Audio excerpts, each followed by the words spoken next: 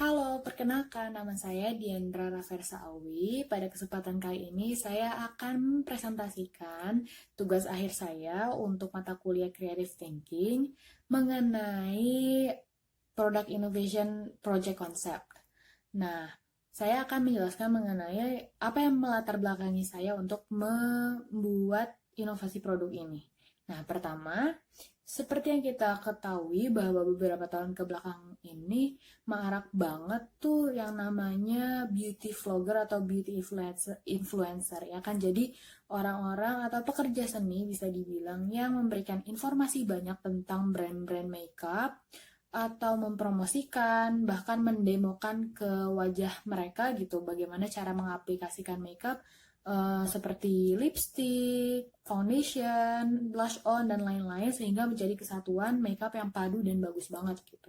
Nah, dengan adanya beauty vlogger ini otomatis masyarakat itu antusias banget dan daya beli mereka untuk produk-produk kosmetik ini tuh menjadi tinggi gitu, menjadi tertarik dan sehingga mereka beli gitu. Bahkan banyak banget yang tadinya nggak bisa makeup jadi belajar dan jadi jago banget makeup sekarang.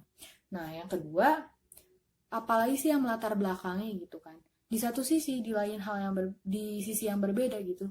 Aku sendiri bersyukur banget, saya bersyukur bahwa beberapa tahun ke belakang ini kesadaran masyarakat akan pentingnya mengurangi limbah, baik limbah plastik maupun yang lain itu sudah mulai tinggi. Jadi ketertarikan untuk hidup lebih ramah lingkungan tuh udah tinggi banget gitu. Lumayan lah di masyarakat kita khususnya Indonesia ya. Nah, mungkin kalian bertanya-tanya gitu, apa sih nyambungnya antara beauty vlogger dengan brand kosmetik dan uh, ketertarikan atau ke apa ya, keinginan masyarakat untuk lebih tahu mengenai hidup ramah lingkungan. Nah, uh, aku berpikir bahwa mungkin ini bisa menjadi ide yang bagus gitu untuk membuat inovasi suatu produk. Jadi aku memfokuskan untuk mencari tahu apakah ada suatu brand atau produk makeup yang secara nggak kita sadari itu membawa dampak buruk bagi lingkungan. Nah, aku research karena biasanya kan dampak buruk bagi lingkungan itu berasal dari aktivitas yang sebenarnya kita nggak sadari karena kita pikir itu adalah aktivitas kecil gitu. Nah, kemudian aku nemu nih satu produk yang menurut aku bisa jadi berpengaruh buruk bagi lingkungan, yaitu adalah kapas disposable atau kapas sekali pakai. Pasti udah nggak asing lagi kan sama kapas disposable, apalagi bagi para kaum hawa nih.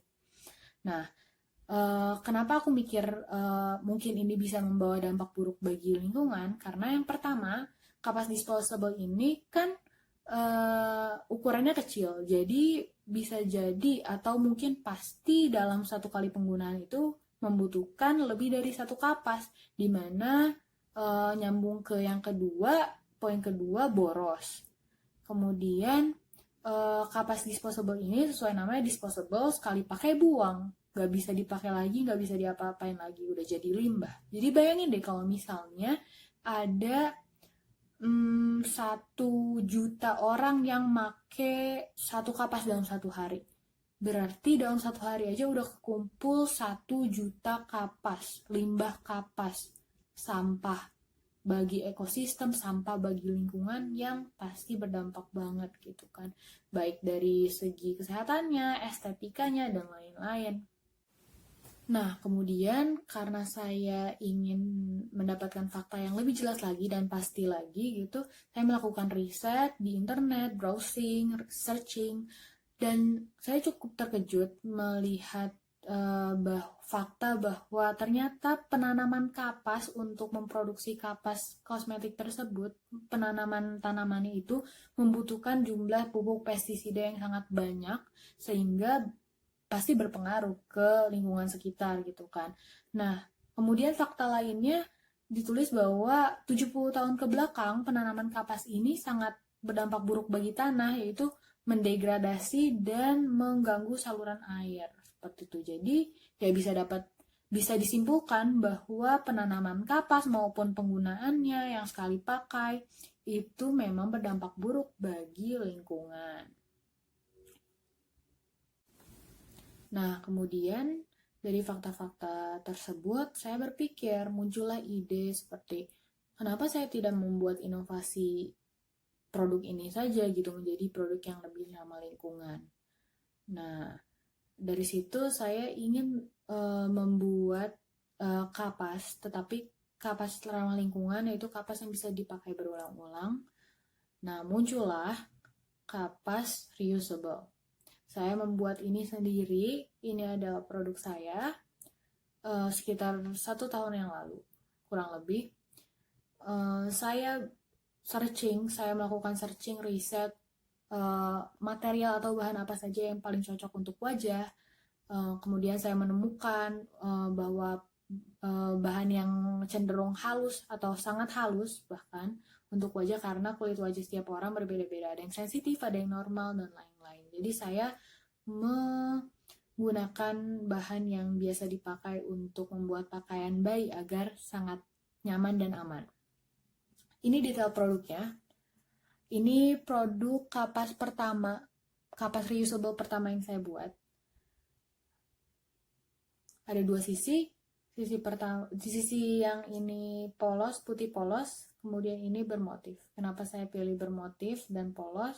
Yang polos ini cenderung lebih halus, sangat halus untuk keseluruhan wajah, dan bermotif ini cenderung lebih bertekstur, dan saya pilih motifnya itu khusus motif yang relaxing atau calming, sehingga jika orang-orang banyak pulang kerja atau pulang beraktivitas yang melelahkan, itu bisa relax karena melihat motif dari kapas ini sembari membersihkan wajah seperti itu.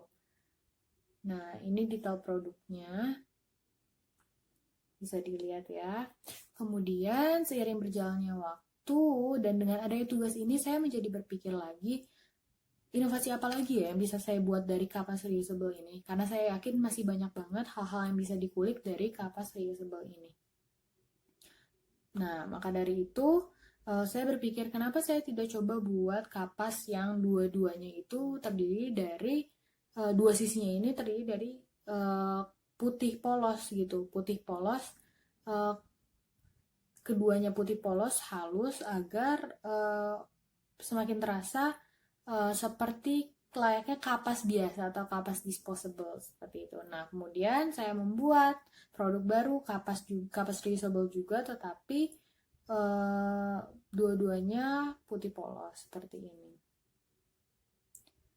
Ini inovasi terbaru yang saya buat beberapa waktu lalu, dan saya juga masih ingin menambah inovasi lagi, yaitu dengan meletakkan atau di sini saya ingin buat seperti pita gantungan yang berfungsi untuk menjadi gantungan saat hendak dijemur. Nah, kemudian untuk cara pengaplikasiannya itu sangat simpel, layaknya kapas biasa.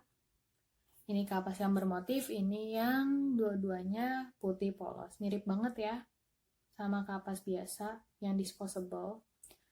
Nah, kemudian untuk pengaplikasiannya atau cara kerjanya itu seperti kapas biasa, efektif banget.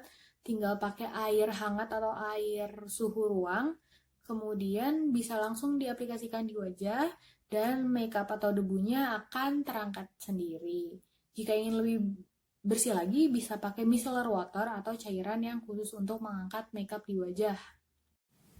Nah, kemudian yang terakhir, kira-kira nilai apa saja sih yang didapat dengan adanya inovasi ini? Atau nilai baru apa yang didapat gitu dari kapas reusable ini?